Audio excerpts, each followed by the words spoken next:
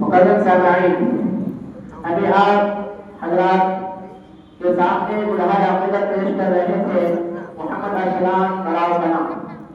اب قبل اس سے کہ ہم اپنے اس مسابقتی پروگرام کے پہلے ثالث کا باقاعدہ آغاز کریں، اس سے پہلے میں یہ اعلان کر دینا مناسب سمجھتا ہوں کہ آج کے ہمارے اس سالانہ مسابقتی پروگرام کے تقریر میں حصہ لینے والے ہر مشاہدین کے لیے متعینہ وقت 10 منٹ ہے۔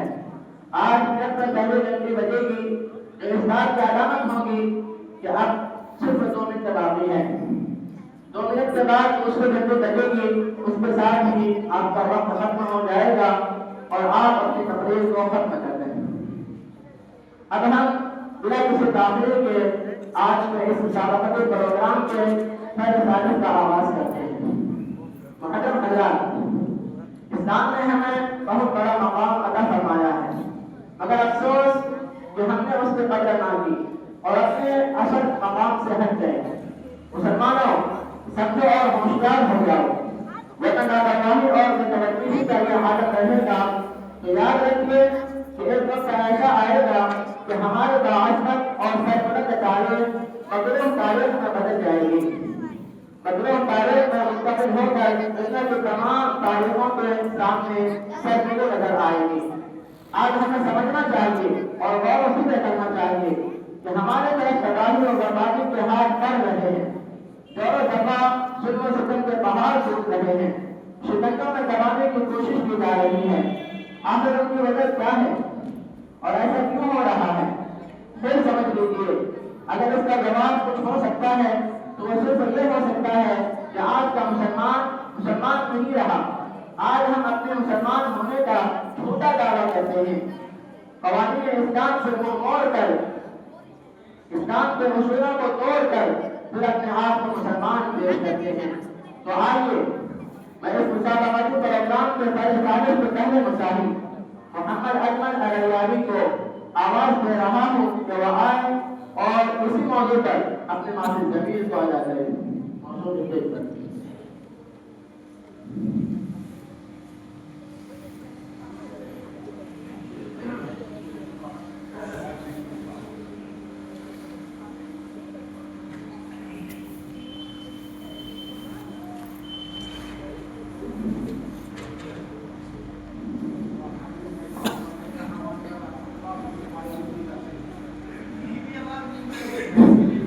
السلام علیکم ورحمۃ اللہ وبرکاتہ۔ الحمد للہ رب العالمین والصلاة والسلام على سید الانبیاء والمرسلین وعلى آلہ واصحابہ اجمعین، اما بعد فقد قال اللہ تعالی فی القرآن المجید والفرقان الحمید، اعوذ باللہ من الشیطان الرجیم، بسم اللہ الرحمن الرحیم، وأنتم الأعلون إن كنتم مؤمنين۔ ومعزز تھے زمانے میں مسلمان ہو کر، ومعزز تھے زمانے میں مسلمان ہو کر، اور ہم خوار ہوئے تاریخ قرآن ہو کر۔ محترم بزرگوں اور دوستوں، آج میری گفتگو کا موضوع مسلمانوں کی تباہی اور اس کا علاج ہے۔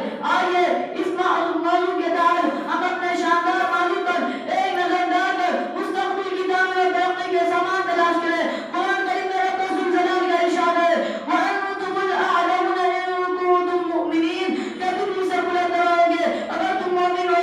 ارشاد پاری ہماری پوری تاریخ ناچار ہے اور اسی میں ہماری ترقی کا راز مضمر ہے۔ تاریخ کے سینکڑوں واقعات یہ بتانے کے لیے کافی ہے کہ جب بھی ہمارا رشتہ اللہ اور اس کے دل سے مضبوط رہا، سربلندی و کامیابی نے ہمارے قدم چومے، اور جب اس سلسلے میں کسی قسم کی کمزوری آئی، اپنی عزت و رفعت کے آسمان سے ذلت و پستی کے دار میں جا گرے۔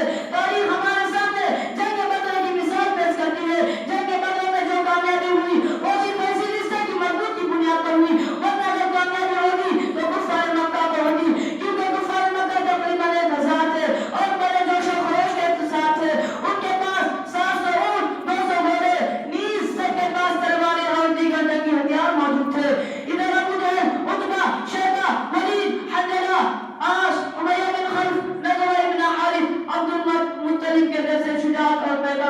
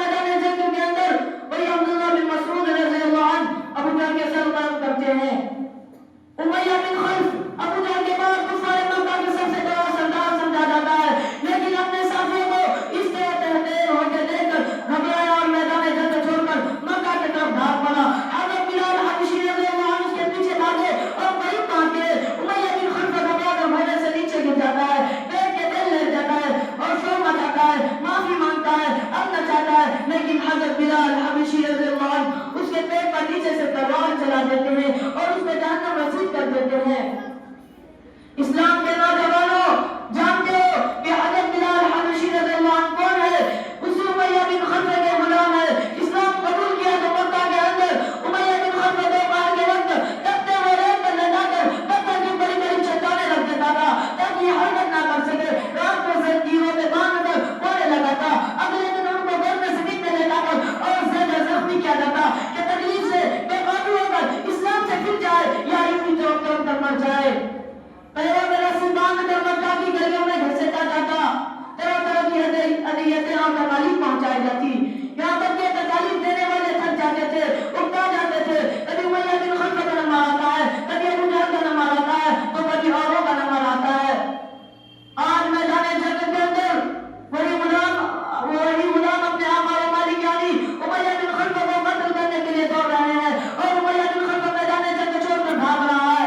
مسلمانوں، وہ کون سی چیز تھی جس نے غلام کو غالب اور آقا کو مغلوب کر دیا؟ سچ فرمایا ہے اللہ تبارک و تعالیٰ نے وَأَنْتُمُ الْأَعْلَوْنَ إِن كُنتُم مُّؤْمِنِينَ کہ تم ہی سے بلند رہوگے بشرطے کہ تم سچے پکے مسلمان رہے۔ اسی طرح دوسرے کفار مکہ اپنے ساتھیوں کو مقتول ہوتے دیکھ کر گھبرائے اور میدان جنگ چھوڑ کر بھاگنے لگے۔ 70 مقتول ہوئے اور 70 گرفتار ہوئے اور مسلمانوں کو ایسی فتح حاصل ہوئی جس کو تاریخ فراموش نہیں کر سکتی۔ لیکن افسوس سے افسوس، آج جہاں دیکھیے، جس طرف دیکھیے، کوئی مسلمان خوفناک طوفان میں گھرے ہوئے نظر آتے ہیں۔ کئی مسلمانوں کی آبرو کو پامال کیا جا رہا ہے، کئی مسلمان غلامانہ زندگی بسر کر رہے ہیں۔ حضرات، آج ہم اور تم اندلس کو نہیں جانتے، حالانکہ اندلس ایک وقت میں مسلمانوں کی سب سے بڑی طاقت اور حکومت تھی، پوری دنیا میں شان و شوکت کی شہرت تھی اور وہاں تقریباً 750 مسلمانوں کی حکومت رہی۔ اور آج وہاں کی حالت یہ ہے کہ ایک مسلمان بھی نام لینے کو نظر نہیں آتا۔ مسلمانوں کے اوپر تباہی اس طرح آئی کہ نہ صرف وجہ کہ مسلمانوں کو بے گھر کیا گیا، مسلمانوں کا قتل عام ہوا، عزت و آبرو کو پامال کیا گیا، ہزاروں مسلمانوں کو اپنا مذہب چھوڑنے پر مجبور کیا گیا، زندہ مسلمان کو آگ میں جلایا گیا، زندہ مسلمان کو زمین کے اندر دفنایا گیا۔ یہی وجہ ہے کہ آج وہاں کوئی کلمہ پڑھنے والا نظر نہیں آتا۔ ملک برما میں مسلمانوں کو بے گھر کیا گیا، مسلمانوں کو اپنا مذہب چھوڑنے پر مجبور کیا گیا، اور اسی پر بس نہیں، اسی ملک برما میں مسلمانوں کا قتل عام ہوا، عزت و آبرو کو پامال کیا گیا، ہزاروں نوجوانوں کا قتل کر دیا گیا، بے شمار عورتوں کو شہید کر دیا گیا، معصوم بچوں کی ماں کی گود سے جدا کر دیا گیا، علماء کرام کو سخت سے سخت سزائیں دی گئی، جبکہ ملک برما میں مسلمانوں کی بہت بڑی تعداد موجود تھی۔ میرے محترم بزرگوں، آپ دور نہ جائیے، خود اپنا ملک میں دیکھیے آج ہمارے ساتھ کیا نہیں کیا جا رہا ہے، کون سے ایسے مظالم ہیں جس کو ہم برداشت نہیں کر رہے ہیں۔ حالانکہ اسی ملک میں ہماری حکومت رہی ہے اور آج ہماری حالت یہ ہے کہ آج ہم اطمینان سے زندگی نہیں گزار سکتے، کہیں ہمارے قتل کی تدبیریں سوچی جاتی ہے، ملک سے نکالنے کے لیے منصوبے بنائے جاتے ہیں، کہیں ہمیں غیر ملکی کہہ کر بدنام کیا جاتا ہے۔ مسلمانوں، آج ہماری حالت کیوں ایسی ہو گئی ہے؟ خوب سمجھ لو، مسلمانوں آج ہماری حالت ایسی کیوں ہو گئی ہے؟ کسی شاعر نے کہا، خوب کہا ہے، سوئی ہوئی قومیں جاگ اٹھی بیدار مسلمان سوتا ہے، سوئی ہوئی قومیں جاگ اٹھی بیدار مسلمان سوتا ہے، گہوارے قلب مومن میں اب جذبہ ایمان سوتا ہے۔ امت مسلمہ کے دھڑکتے دلوں، آج پوری دنیا ہمارے لیے وحشت و بربریت کی آماجیاں بنی ہوئی ہے۔ حالانکہ ایک زمانہ تھا کہ دنیا کی ہر چیز ہمیں سونپی گئی تھی، جس طرف قدم بڑھاتے تھے بڑھتے اور پھیلتے چلے جاتے تھے، باقی کی کوئی قوت و طاقت ہماری راہ میں آئی نہیں ہو سکتی تھی۔ علامہ اقبال نے کیا ہی خوب کہا ہے، مغرب کی وادیوں میں گونجی ادا ہماری، مغرب کی وادیوں میں گونجی ادا ہماری، تھمتا نہ تھا کسی سے سیل رواں ہمارا، تھمتا نہ تھا کسی سے سیل رواں ہمارا۔ اسلام کے پاس بانو، اسلام نے ہمیں بہت بڑا مقام عطا فرمایا ہے، مگر افسوس ہم نے اسی قدر نہ کی اور اپنے اصل مقام سے ہٹ گئے۔ مسلمانوں، سمجھو اور ہوشیار ہو جاؤ، ورنہ لاپرواہی اور بے توجہی کا عالم نہ ہو۔ یاد رکھیے کہ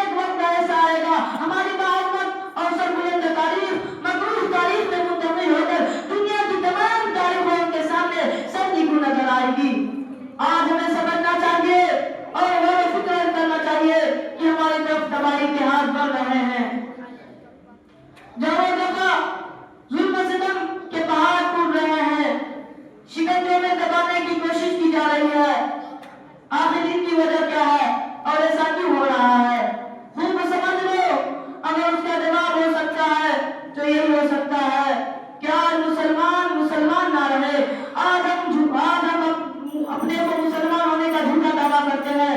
قوانین اسلام سے منہ موڑ کر, اسلام کے اصولوں کو توڑ کر پھر ہم مسلمان پیش کرتے ہیں.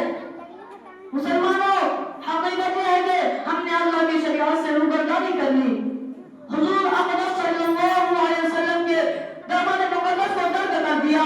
نماز ہم نہیں پڑھتے, روزہ ہم نہیں رکھتے, قانون کی طرح مال اکٹھا کر کے ہم جمع رکھتے, زکات ہم نہیں دیتے, حرام ہم کھاتے ہیں, سود ہم لیتے ہیں, قمار بازی اور جوا بازی ہماری شیوا ہے. ناچ گانا بجانا ہمارا مشغلہ ہے. اتحاد و اتفاق ہم میں نہیں, اخوت و خودداری سے ہم دور ہیں. گویا کہ نبی کریم صلی اللہ علیہ وسلم کے اصحاب کرام کی کوئی بھی علامت ہم میں نہیں. نہ ہماری زندگی اسلامی زندگی ہے, نہ ہمارا طریقہ اسلامی طریقہ ہے. مسلمانوں, آؤ متحد اور متفق ہو کر ایک جھنڈے کے نیچے چلے آؤ اور اپنے معاشرے کی برائیوں کو مٹاؤ, ورنہ تمہاری تباہی کی کوئی حد نہ ہوگی اور تمہیں سر بلند کرنے والی طاقت دنیا میں نہیں آئے گی. اللہ تعالیٰ شعور و بیداری سے اپنے زوال کا احساس اور اس کے ازالہ کی فکر نصیب عطا فرمائے. آمین. اسی چند باتوں پہ میں اپنی تقریر کو مکمل کرنا چاہتا ہوں. آمین. وآخر دعوانا الحمدللہ رب العالمین.